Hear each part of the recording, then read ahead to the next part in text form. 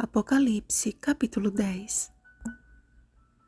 Então me disseram: é necessário que ainda profetizes a respeito de muitos povos, nações, línguas e reis.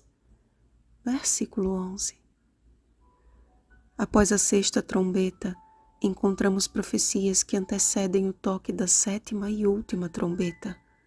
João viu outro anjo forte, e a descrição deste anjo se assemelha à visão que teve de Cristo no capítulo 1.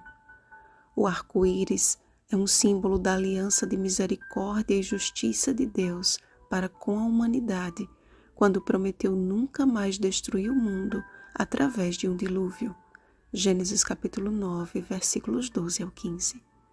Portanto, Jesus desceu pessoalmente para dar a João uma revelação sobremodo importante para o tempo do fim.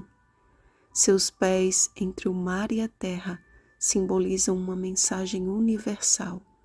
Mas mesmo que Apocalipse seja uma revelação de Jesus para o homem, nem tudo nos é permitido compreender. Sobre os 7 trovões, não foi permitido a João escrever, mostrando que Deus tem muito mais a nos revelar, mas que só a eternidade poderá explicar. Jesus tinha na mão um livrinho aberto. O fato de estar aberto mostra que é uma mensagem acessível a todos. Quando Daniel recebeu as visões e as terminou de escrever, foi-lhe dito: Tu, porém, Daniel, encerra as palavras e sela o livro até ao tempo do fim. Muitos o esquadrinharão e o saber se multiplicará. Daniel capítulo 12, versículo 4.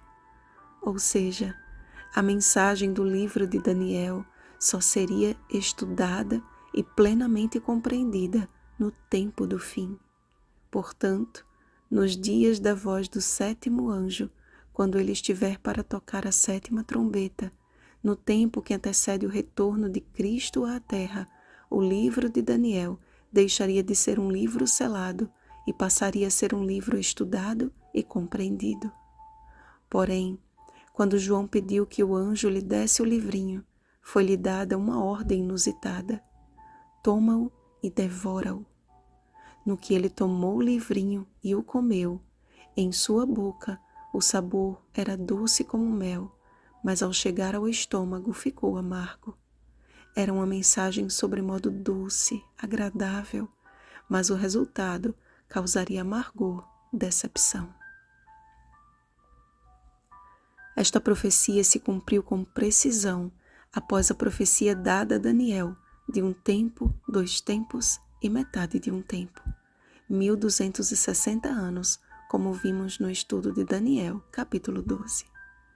Após 1798, com o fim da supremacia papal, haveria um despertamento entre homens e mulheres de Deus que se dedicariam a estudar com minucioso cuidado as profecias do livrinho de Daniel.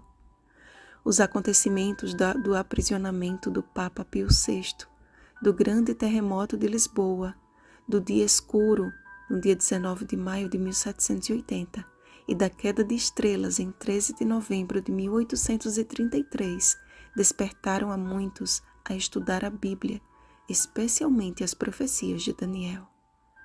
Mas por que a mensagem deste livro é descrita como se o seu entendimento resultasse em amargor, decepção?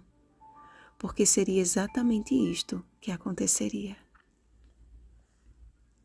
Em meados de 1800, dentre os que se dedicaram a estudar com minúcia o livro de Daniel, estava um fazendeiro batista chamado Guilherme Miller. Com profundo e sincero interesse, este homem do campo se dedicou ao exame deste livro e chegou à conclusão de que a profecia de Daniel 8,14 se referia ao segundo advento de Cristo. Apesar da sua descoberta, Miller passou muitos anos sem revelar a outro seu entendimento, até que Deus lhe confirmasse de que ele deveria pregar esta mensagem. Embora o cálculo do tempo das 2.300 tardes e manhãs estivesse correto, o evento não se referia à volta de Jesus como Miller havia concluído. certo de que deveria propagar esta revelação, sua voz foi ouvida e a mensagem espalhada.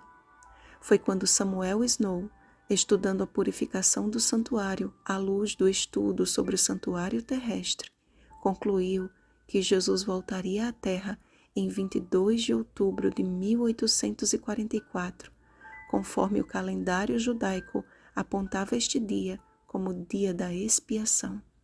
Levítico capítulo 23, versículos 26 ao 32. Houve grande comoção entre os crentes e o movimento milerita ganhou milhares de adeptos. Então chegou o tão aguardado dia. Famílias inteiras abriram mão dos seus bens, comerciantes deixaram seus negócios.